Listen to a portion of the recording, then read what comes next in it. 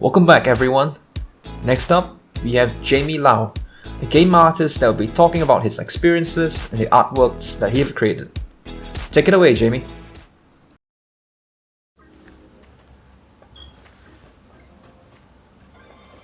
Hello there! My name is Jamie. Ideally, I like to present my work live, but instead, today I will bring my portfolio presentation of mine directly to you. I am an artist specializing in game development. I've worked on several projects before, including commercial projects. I work with Photoshop and Clip Studio Paint for my concept art and illustrations, 3ds Max and ZBrush for my 3D modeling and animation. If you want to see more, my socials will be listed at the end of the presentation. Today, I'll be sharing some work that I did for a game that's still currently in development. My role in this game is to create concept art for character and world designs, as well as 3D character modeling and animation. For this presentation, I'll be focusing on my creative process in developing some of the concept art. Now, because this game is still in development, I can't share past what I've prepared in this presentation, but I can mention that the protagonist of this game firstly has the power to traverse between realms, like this one, the Owl Realm, home to an owl populace driven by academic and religious scholarship. The realm takes heavy geographical inspiration from East Asian and Chinese aesthetics in the mountainous dissected plateaus with thick greenery densely enshrouded in mist. I was tasked to design man-made structures for the realm, such as hot air balloon stations and elevators, but one of the more significant set pieces I designed was this grand meditative temple. This temple is built in the middle of a tall waterfall only reachable by air travel, and its function is to act as an academic institution for owl scholars to attain religious enlightenment. The temple is made of hardwood and comprises 2 levels. The upper level contains the holy altar for the religious deity, while the lower floor is made of a social meeting room, a library, and other meditative spaces. In accordance with the realm's visual aesthetic, this temple draws inspiration from architectural styles of temples from China, Thailand, and other East Asian countries. Aside from that, I also told myself that this temple could not just be a pretty building for decoration. I discussed with the other game artists and designers how the building could not feel out of place in the game world for the player, and to do that, we must understand what this temple's purpose is to the owl populace. So, I researched the architectural layouts and functions of Buddhist monasteries in Tibet, Myanmar, and Japan to understand how monks and nuns make use of these institutions today in order to develop the temple's place in the game narrative. Now, all this talk about game world building and environments, but where are the monsters in the game?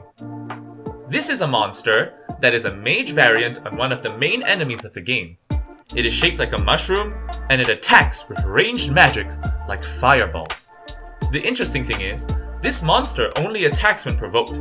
So, what do I mean by that?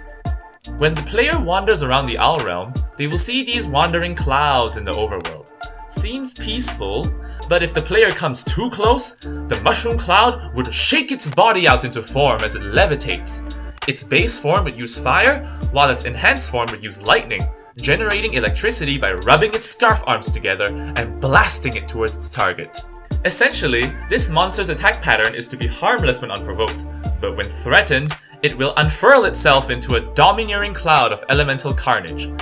Adding on the fact that this monster can attack from far away, you can see that this monster was definitely conceptualized on the basis of surprise. The monster went through many varied concepts at first, with only ranged attacks as a keyword.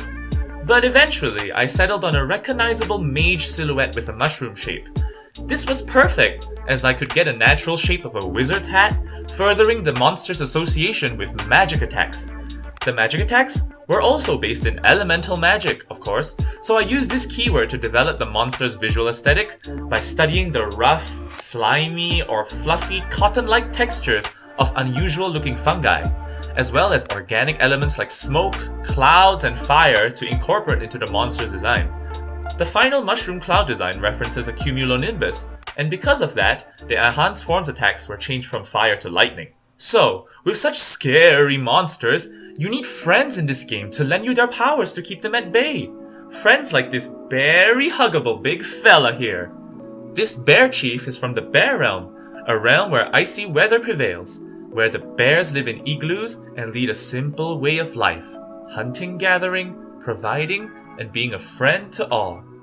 When developing this realm, I of course looked to the Inuit and Sami people for inspiration. Their way of life, their bountiful culture, all acclimated to the extreme cold. The bears' garments are actually directly inspired by Inuit clothing. The fur-lined parkas and the symmetrical patterns all indicate the bear community's roles and status, much like the Inuit. For example, the bear chief is wearing blue, right?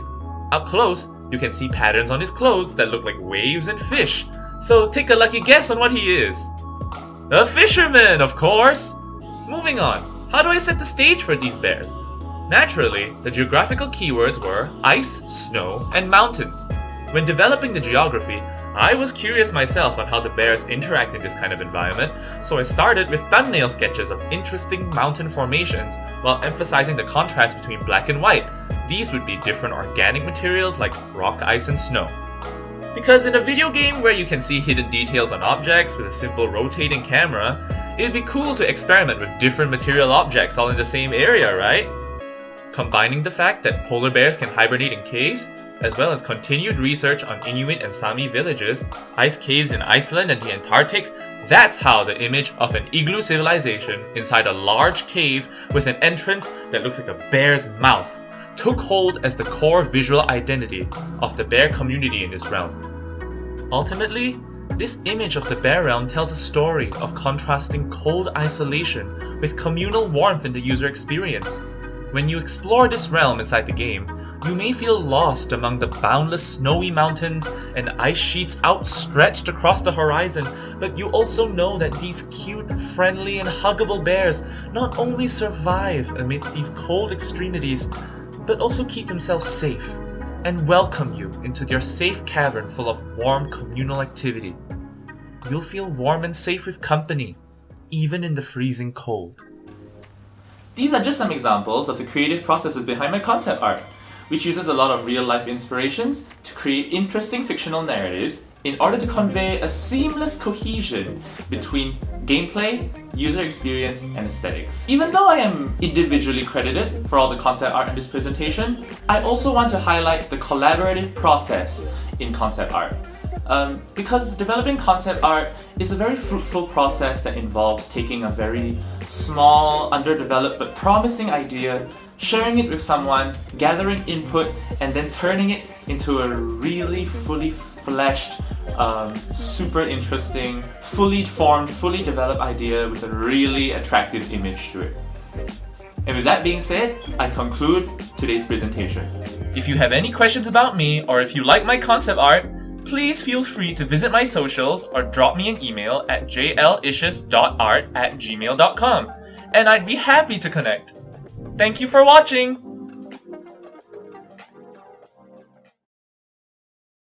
And that was the portfolio presentation by our game artist, Jamie Lau. Thank you for showcasing your works today. Coming up next, we've got The Unknown, a sci-fi thriller short film. Tune in on the film and interview at the UOW Creative channel. Link available in the description below. See you there!